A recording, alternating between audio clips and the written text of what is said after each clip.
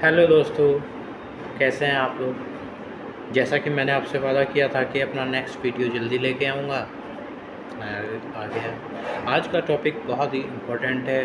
As a citizen, as a नागरिक हमारे देश के लोगों के लिए, क्योंकि ये हमारे देश में अभी भी पूरी तरह से शिक्षा 100% लोगों तक नहीं पहुंची है। तो मैं आपको जो बताना चाहता हूं वो है rights, fundamental rights. What are the fundamental rights? हमारे कॉन्स्टिट्यूशन या फिर कह सकते हैं कि किसी भी देश के लिखे हुए कॉन्स्टिट्यूशन में कुछ राइट्स दिए हुए हैं उसके सिटीजन्स को, जिनको कि फंडामेंटल राइट्स कहा जाता है, जिसके आधार पे देश के नागरिक काम करता है और आगे बढ़ता है। और लेकिन प्रॉब्लम यह है कि हमारा एजुकेशन ना होने की वजह से बहुत से लोग इस फंडामेंटल राइट से अछूते रह जाते हैं और वो ठीक से अपनी लाइफ को उस तरह से उतनी आज आसानी से अपना डेवलपमेंट या अपनी प्रोग्रेस नहीं कर पाते हैं, क्योंकि वो ठीक से नहीं जानते हैं। मैंने रिसर्च की है और एक पेपर बनाया है उसके लिए, बहुत ही ब्रीफ भी लेकिन बेसिक पॉइंट्स उसमें रखे हैं जो मैं अभी आपको समझाता हूँ। ये हमारे कॉन्स्टिट्यूशन के थर्ड पार्ट में रखा हुआ है। इन्हें फंडामेंटल राइट्स जो हैं वो 6 प्रकार के होते हैं। पहला राइट होता है right to the equality. Article 14 और 18 of constitution with the right to of equality. इसका मतलब हमारे देश का हर नागरिक समान है, कोई अछूत नहीं है, कोई किसी से ये जाति, धर्म, विशेष, क्रीड, कास्ट, ये सब चीज़ें हमारा संविधान नहीं मानता है। ये सब तो समाज का बनाया हुआ है। इसलिए हम कह सकते हैं कि according to our constitution we have right of equality. हर कोई इंसान बराबर है, कोई छोटा बड़ा, ऊपर ऊंचा नीचा नहीं है। बाकी अमीरी गरीबी ये सब चीज़ें बाद में आती हैं। ये लोगों के अपने कर्म और अपने जन्म स्थान में जन्म लेने की जगह के अनुसार डेवलप होते हैं। जैसे कि कुछ चीज़ें लोगों के अपने कर्म के अनुसार डेवलप होती हैं और कुछ उनके जन्म के अनुसार डेवलप होती हैं। जहाँ पे वो पैदा हुए होते हैं उसी के अनुसार उन्हें शिक्षा मिलती है और उसी के अनुसार वो आगे बढ़ते हैं। तो अच्छी जगह से पढ़ा हुआ बच्चा ज़ाहिर है अच्छी जगह ही जाएगा, और जिन बच्चों को बेसिक एजुकेशन भी नहीं मिल पाती है वो उस तरह से डेवलप नहीं हो पाते हैं। लेकिन हमारे संविधान के अनुसार सभी को इस चीज़ का अधिकार है, हमारे यहाँ सब बराबर हैं। सेकंड, जो हमारा सेकंड पार्ट है वो उसे कहते हैं right of freedom of speech. हमारे यहाँ जो सबसे इम्पोर्टेंट पार्ट है हमारे फंडामेंटल कॉन्स्टिट्यूशन का वो है राइट टू स्पीच। ये आता है आर्टिकल 19 में। इसमें हम बोल सकते हैं कि हर व्यक्ति अपनी बात कहने के लिए स्वतंत्र है। समझे? कोई भी व्यक्ति अपनी बात को कहने के लिए बिल्कुल पूरी तरह से फ्रीडम है उसको। आपके जो विचार हैं आप उसको कहीं भी प्रकट कर सकते हैं। यहाँ तक कि पार्लियामेंट में आप देखते हैं डिबेट्स होते हैं, कोई भी बिल आता है तो वहाँ पे नेता लोग आपस में बहस करते हैं, उसके बाद ही वो पास हो पाता है मेजॉरिटी के साथ। तो इसके लिए ये फ्रीडम ऑफ स्पीच अब आप समझ गए होंगे। मतलब कोई भी व्यक्ति अपनी बात रखने के लिए स्वतंत्र है, उसे कोई नहीं रोक सकता, ना स्टेट, ना गवर्नमेंट, ना कि पुलिस। कोई भी इसको अपनी बात को कहने के लिए हमें नहीं रोक सकता है। थर्ड पार्ट आता है राइट अगेंस्ट एक्सप्लॉयटेशन। आर्टिकल 23 और 24 कहते हैं कि अगर आपके साथ कोई भी अन्याय करता है तो आप उसकी कंप्लेन कर सकते हैं। इसके अंदर जो एक्ट प्रोहिबिटेड हैं वो मैं आपको बताता हूँ, जैसे कि लेबर लाइसेंस, चाइल्ड लेबर और ट्रैफिकिंग। 3 चीज़ मेनली इसमें आती हैं। यानी कि बंधुआ मजदूरी जिसे पुराने टाइम में कहा जाता था, या आज की डेट में भी कुछ बच्चों को बड़े होते ही 15-16 साल के होते ही उनके माँ बाप ने काम पे भेज देते हैं और वो बंधुआ मजदूर की तरह 15-16 साल सिर्फ इसलिए काम किए करते हैं क्योंकि उनके माँ बाप ने पैसा लिया हुआ होता है जो कि पूरा उधार नहीं उतारा जाता। इसी तरह से एक पीढ़ी ये टाइम एक बहुत लंबा टाइम रहा है, करीब 200-300 साल। यहाँ तक कि अंग्रेज़ हमारे कुछ लोगों को उठा के ले गए थे जो कि आज वेस्ट इंडीज़ में बसते हैं। वो लोग भी काम करने के लिए ही गए थे, उनको भी वहाँ पे काम पे लगाया गया था। इसी तरह से एक तीसरी चीज़ है ट्रैफिकिंग। बिना किसी इच्छा के ह्यूमन ट्रैफिकिंग जो है इसका बहुत ज़्यादा अब कहूँ आपसे तो बहुत ज़्यादा आज की डेट में भी होता है, यूज़ होता है। ट्रैफिकिंग में इसमें लेडी ट्रैफिकिंग मेनली आती है। जैसा कि आप जानते हैं कि उनको फिर प्रोस्टिट्यूशन या भी यानी कि वेश्यावृत्ति या और किसी लेबर वर्क में धकेल दिया जाता है। इन्हें इलीगल रूट्स के थ्रू नेपाल या फिर बांग्लादेश, पाकिस्तान की सीमा, इन जगह से निकाल लिया जाता है किसी तरह छुपाकर या शादी करके, या मिडिल ईस्ट में भी ले जाया जाता है और वहाँ पे उन्हें फिर एक स्लेव की तरह अपनी ज़िंदगी बितानी पड़ती है। तो इसके विरोध में आवाज़ उठाना एक फंडामेंटल राइट है जो हमें गवर्नमेंट ने दिया है। अगर कोई आप पे इस किस्म का प्रेशर बनाता है तो आप अपनी कंप्लेंट दे सकते हैं। इसके बाद नेक्स्ट राइट है right to freedom of religion. हमारे देश के आर्टिकल कॉन्स्टिट्यूशन में लिखा है कि आर्टिकल 25-28 कहता है कि आपको अपने धर्म को जानने की, मानने की पूरी स्वतंत्रता है। आपको कोई नहीं रोक सकता। आप हिंदू हैं, मुस्लिम हैं, क्रिश्चियन हैं, बुद्ध हैं, ईसाई हैं, सिख हैं, कुछ भी हैं, जो भी आपका धर्म है आप उसको मानने के लिए पूरी तरह से आज़ाद हैं। आपको कोई नहीं रोक सकता, जो कि एक बहुत ही अच्छी बात है। मैं मानता हूँ कॉन्स्टिट्यूशन में ये बहुत ही अच्छा सोच के लिखा गया है। आज हम देख सकते हैं अपने सामने कि बहुत से लोग को हिंदू, मुस्लिम, बुद्ध, सिख, ईसाई सब के अपने अपने पूजा के स्थल हैं, सब लोग जाते हैं और पूजा करते हैं। तो वो एक फंडामेंटल राइट है जो हमारे कॉन्स्टिट्यूशन में है। कोई आपके धर्म स्थल जाने से नहीं रोक सकता है। ये स्टेट ने का दिए हुए आपका राइट है। नेक्स्ट राइट है cultural and educational right. Article 29 और 30 ये देश के लोगों को कल्चरल और एजुकेशनल राइट्स देता है। एजुकेशनल राइट्स के बारे में मैंने आपको पहले बताया अभी कि डिफरेंट फैमिलीज होने के कारण हम लोगों की जो एजुकेशन लेवल है वो डिफरेंट हो जाती है। हम डिफरेंट दिशा में चले जाते हैं।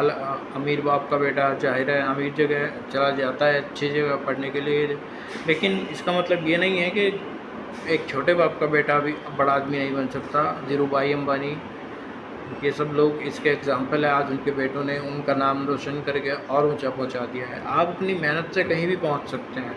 आपको भी मेहनत करने का पूरा हक है। और अगर आपको हो सकता है आपको सुविधा ना मिली हो जो कि इनको मिली हो, लेकिन फिर भी आपको गवर्नमेंट या स्टेट आपको ये पूरा हक देता है कि आप पढ़ सकें।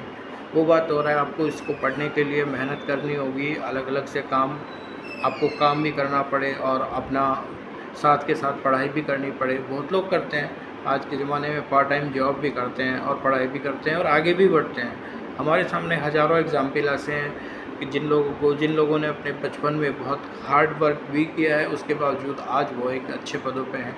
बहुत से लोगों के नाम आते जाते रहते हैं, ऐसे पर्टिकुलर में किसी का नाम लेना ठीक नहीं होगा, लेकिन अगर आप जो वर्ल्ड फेमस नाम दे सकते हैं हमारे देश का, जो प्राइड एक किस्म से हैं, वो धीरूभाई अंबानी हैं, जो कि कभी किसी जगह पे तेल बेचा करते थे। उसके बाद वो इंडिया आए और कहाँ से उन्होंने शुरू किया हुआ है कि आज उनके बेटे वर्ल्ड के टॉप 20 या टॉप 30 लोगों में आते हैं।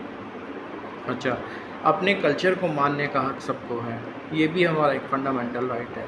आप अपनी पूजा त्यौहार जैसे आपके आते हैं आप उसी के अनुसार मनाता है। कोई ईद मनाता है, तो हमारे यहाँ दीपावली होती है, और उसके अलावा होली होती है, उसके अलावा सिख में लोहड़ी होती है, और मुसलमानों में ईद होती है, और उनके यहाँ मुहर्रम का भी एक कल्चर है।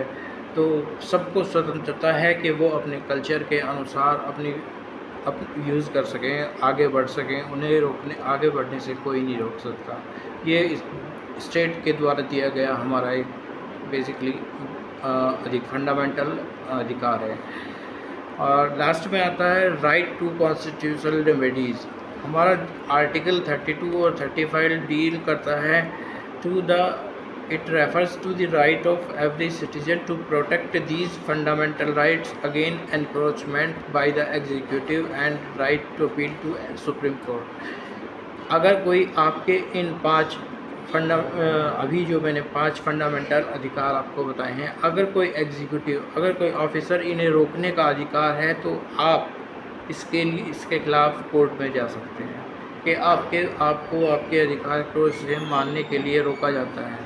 इसलिए कहा जाता है कि गवर्नमेंट द्वारा दिए गए दिए गए गवर्नमेंट द्वारा दिए गए इन फंडामेंटल अधिकारों को अगर कोई रोकता है, किसी भी किस्म का ऑफिसर या फिर एग्जीक्यूटिव या कोई किसी पर्टिकुलर दफ्तर में आपको जाने पे आपके साथ किसी तरह का दुर्व्यवहार किया जाता है, तो आप उसके खिलाफ सुप्रीम कोर्ट और हाई कोर्ट में जाके अपनी अपील दर्ज करा सकते हैं।